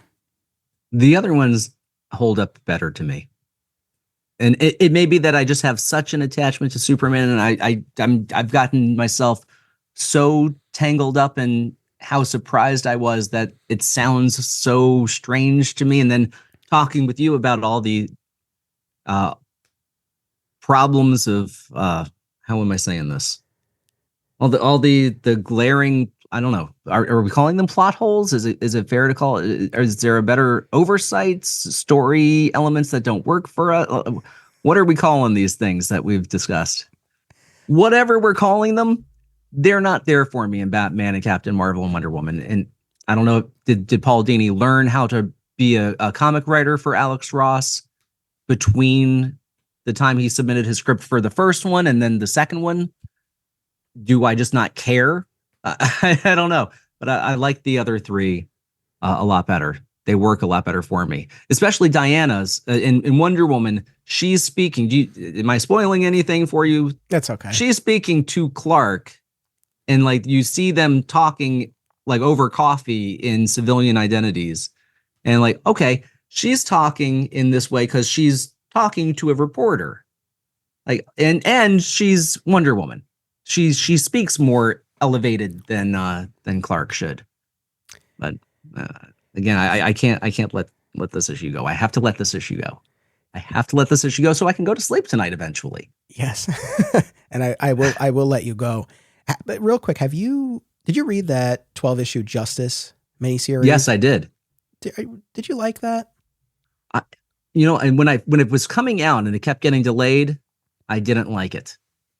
And then I don't know what made me read it once it was all out. And I liked it for what it was. And actually, when I was struggling with my appreciation of Alex Ross's Superman in this story, I opened up that one, and his Superman's a little better in there. But I think he has, am I remembering that he has a different penciler? Yeah, so he's painting over another artist's pencils. Yeah. Dougie White. I don't know if I'm saying that right, but I think that was the artist. Yes, but I don't know if you're saying it right either. Probably not. I would have said what you said. But it's just while we're talking about Alex Ross, we've covered Kingdom Come. We'll do something on Mark Waid's current storyline in World's Finest at some point. But at one point, I did have plans to do an episode on that Justice miniseries, because I had at that time relatively recently looked at a selection of Super Friends episodes. And of course, that was clearly an inspiration for that Justice miniseries. Oh, yeah. I hate to say it, man. I really had a hard time getting through Justice, and I was going to do an episode, and I was like, I don't know. I can't do it. Like, I just didn't. Oh, that makes me more curious what you thought about it. Yeah, I don't know. It didn't grab me. There were aspects of it. And now I've probably forgotten more than I remember. It's been a little while, but there were aspects that's my of entire it life that I thought were interesting, but I hate to say it, there's a dullness to it that it just kind of became a little bit of a slog. So rather than do an episode where I just dumped on it, I said, you know what, maybe we'd just fill it in with something else. So all that to say, I really enjoyed this conversation, and I really enjoyed the opportunity to go back to Peace on Earth. And regardless of any questions or qualms we might have, it poses some interesting questions, and it was interesting to see that kind of topic explored the way that it was. And yeah, the art was absolutely gorgeous. So it was definitely fun. And the Comfort and Joy episode was a ton of fun as well. So I thank you very much for joining us for the special. Did you have a chance, though, to read that Might Before Christmas issue with Superman? That anthology. I did. Yes. I enjoyed that a lot. Now there is a much better story, to my tastes anyway, of Superman taking a big problem.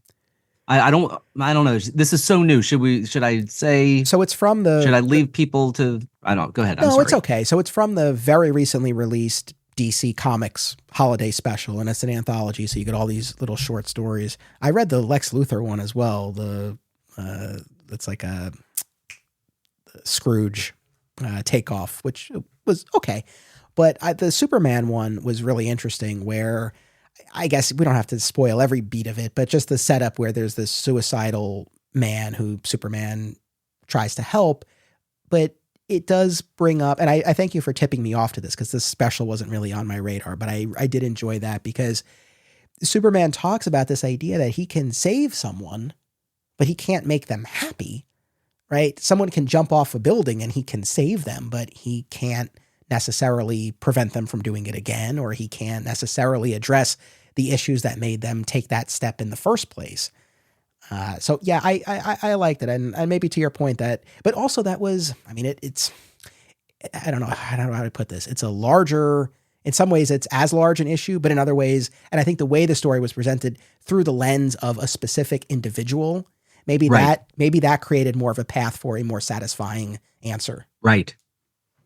And in fact, that's why the Batman issue that came after Peace on Earth worked better for him, because he wasn't, by the end of it, trying to save Earth. He was trying to, build up that one area, that one neighborhood of Gotham. Like, okay, I can wrap my head around that. Paul Dini and Alex Ross could tell the story around that. But yeah, having that one guy made a big difference in addressing that huge problem. And here in Superman Peace on Earth, he doesn't really have any people. I think that is a very important distinction between the stories. Yeah, that current special that we're talking about, what's it called again? The actual one shot? Might Before Christmas, MITE, Bat-Mite. Oh, okay, cool. Again, I thank you for tipping me off to that. I read that on the app, and it was, especially that Superman story was enjoyable. Well, listen, Josh, I know you had been on our Patreon roundtable relatively recently, but this was your first appearance on Digging for Kryptonite proper. So I thank you very much for being part of this. Thanks for having me. No, absolutely. Audience, I thank you as always, and especially this is our last episode of 2023, and I really just want to thank all guests, audience members, and patrons. Josh, you're all three, but I want to thank everyone in those groups for supporting this. This was, like I said, the end of our third full year. We crossed the 100th episode mark during this year. We did one of our big Triangle era events. We just finished up a big Krypton event. We did our massive Red Skies run of episodes that I'm still recovering from. It was fun. And we also hit some big stories early on in the year, like All-Star Superman and Whatever Happened to the Man of Tomorrow. And despite everything we've already covered, I mean, I remain as excited, if not more excited, as I was at the start of this journey. And we've got some great territory we'll be getting into next year. We're off next week. We'll be back in 2 weeks with our first episode of 2024. And we're going to start off the year with a really, really fun run of standalone episodes. I do love my events, and we're going to get to that in a little while, but we'll start with some really fun, sort of big ticket. Anyone can listen to these standalone episodes, and I'm excited to present all of those. Patrons have gotten a little bit of a hint of what's to come. I'll be sharing for everyone else soon enough. And as we get deeper into the year, I will be delving into the biggest remaining gap in my Superman fandom. And I've given hints about this along the way. I don't think this will be too much of a surprise, but stay tuned. It should be a really fun, interesting year. I'm excited to unpack all of this and to continue along this Superman fan journey. So thank you, Josh. Thank you, audience. Once again, happy holidays to everyone. And make sure you come back in 2 weeks for our first episode of 2024. Until then, as always, it's about what you do. It's about action. This podcast is an affiliate of BCW Supplies. The next time you need to restock on comic book bags, boards, boxes, and more, be sure to use promo code FSP to save 10% on your order. That's FSP for Flat Squirrel Productions. It helps support the show too. Many of you have already used this code, and I greatly appreciate it. Thank you. Hop in the Supermobile and join us for the spin-off podcast Beyond Metropolis, available exclusively for members of my Patreon community. It's a monthly tour across the DC universe with the signature Digging for Kryptonite style applied to your other DC favorites. Additional Patreon rewards include advanced listens, sponsorships, and more. We offer regular monthly memberships, discounted annual plans, free trials, and a la carte purchases. Visit patreon.com/Anthony Desiato or click the link in the show notes for more. Thank you all. Be sure to check out our sister podcast series, Another Exciting Episode in the Adventures of Superman, an episode-by-episode breakdown of the classic George Reeves television show, available wherever you get podcasts. Please join us on social media, become a patron, and subscribe, rate, and review today. Links are in the show notes. Thank you all.